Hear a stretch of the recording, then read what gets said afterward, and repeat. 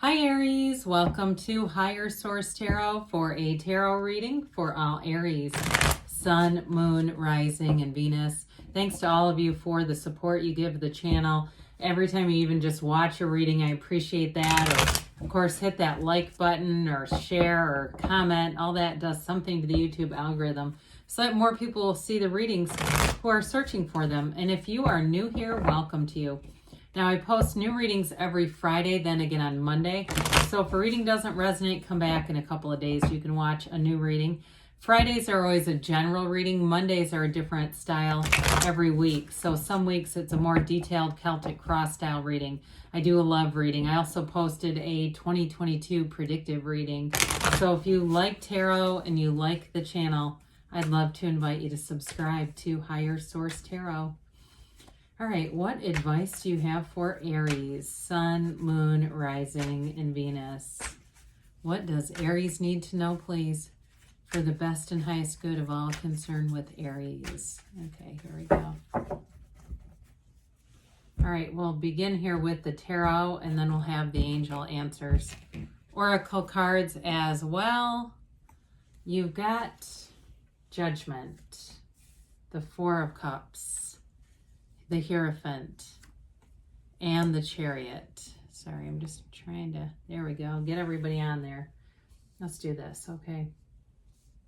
This is nice. You have the Five of Wands, the King of Swords, the Three of Wands, and the Fool. Well, I do feel like if you've got, something, anything new starting, if it's a relationship, there's definitely a deeper commitment here. You've got four major arcana here. You've got Cancer, Taurus. You do have water, fire, and air here too. I'm just taking this in for a minute. I feel like there's sort of this turning point that leaves conflict behind. If there's some kind of conflict that's been going on around you, or even just people who are low vibrational, we unconsciously become similar to or like the people we surround ourselves with. So if there are people here that are kind of in strife, I just don't see you continuing to bring them into the new year with you. Judgment brings in the Archangel Gabriel, and it's that feeling of freedom, of revelation, of, I feel like it's making a decision on a bigger level in your life, making important decisions as the year turns over and we head into 2022. I've said this before, I'm not an astrologer, but there are certainly some very reputable ones out there. And a lot of the really high profile astrologers are saying 2022 is going to be the best year Aries has had yet. And so I feel like it liberates you. This kind of energy gives you a new perspective, and it gives you this place where you kind of don't care what other people think about you. And you might say, well, that's always been true for me. But I do feel like if you've had somebody here that you just, every time you're around them, you just don't like how you feel after you're done being around them. I don't see you moving forward with that, because I do feel like with the Hierophant, the Chariot, and the Fool, you have so much better stuff coming in that petty stuff, it just isn't even, it's almost like not even on your radar as you move forward. So that Four of Cups, it shows up here too. It's primarily just in two cards, except I do think the King of Swords is related to cutting it out. That Four of Cups is like, you cannot be bothered with this. Things that are just not going in the same direction, or they're not a vibrational match, won't be coming along for the ride. So if it feels more like this is related specifically to a relationship, could just be a friendship, could be an ex too, because you have a love interest here, a very solid one. So if there's been somebody who's been kind of in and out, I think they're going to be on the way out permanently, because you have something here. Now, if you're in a relationship, it's very solid. As you see this energy together, the Hierophant, the Chariot, and the Fool, this is the kind of energy that commitments are made of. This is the kind of energy, it's like that jumping off place, and there's absolutely nothing restricting you. It's a wonderful energy that you're coming into here. So the Hierophant is your higher self. It represents spirituality. And you've got the the keys to the kingdom here. That was lovely. At your feet, or at his feet. And so it's a card of devotion. So anything you do, you're all in with this energy. So if it's something you're starting new, like a job, or even for somebody, I feel like you may be starting like something that others might judge, but I feel like if it's like a travel vlog or something like that, or even if it's a year of travel for somebody here, I do feel like it brings you great joy. And there's a commitment to it, though. It's not just an idea. I do feel like somebody's very committed to whatever it is that comes into your mind.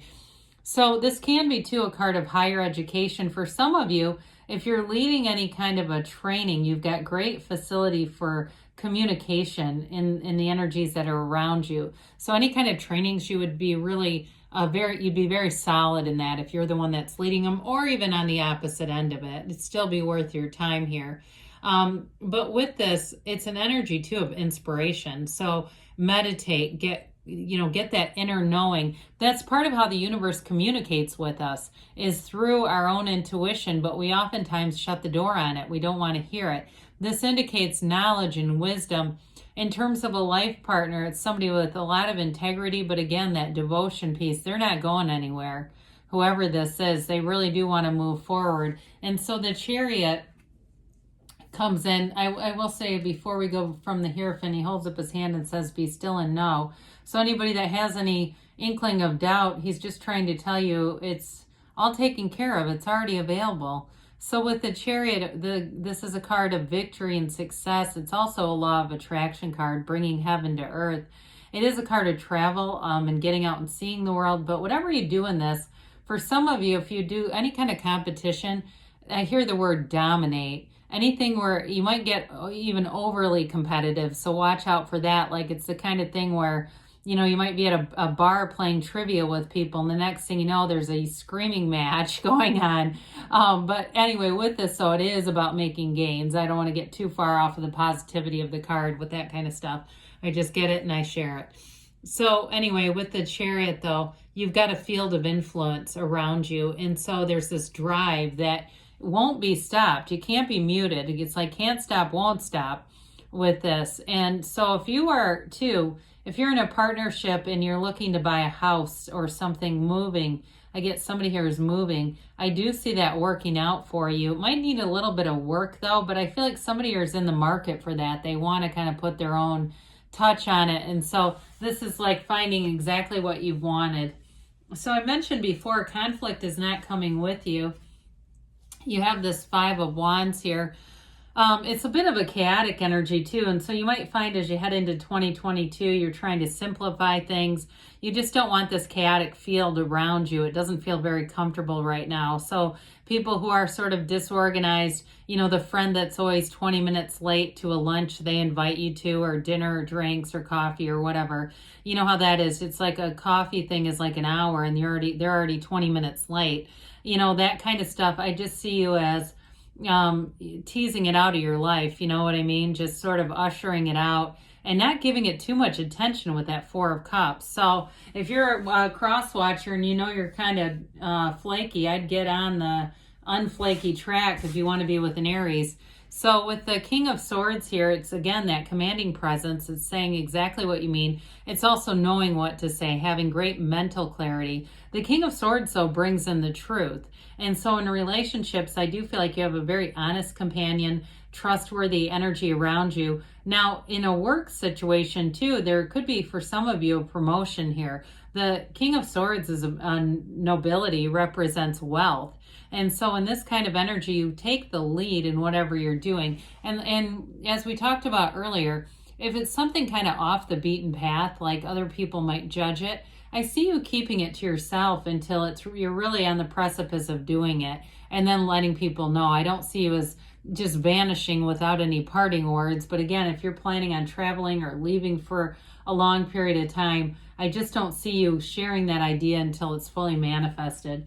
So with the Three of Wands here, you've got an energy of knowing, and it's a card of success. Threes are all about multiplication, growth, and development. The threes are the expression too of the suit, and the wands are about expansion. So there's definitely an energy of moving forward here. He waits with a knowing. So if there's any sort of a time delay or you're saving money to do something, you have this knowing. You already know it's going to happen. I've had that myself when I order a car. I hope I get the car. I know it's on the way. And so it's that kind of energy where you just know that this is happening and it's all moving forward. And who doesn't love to see the Fool?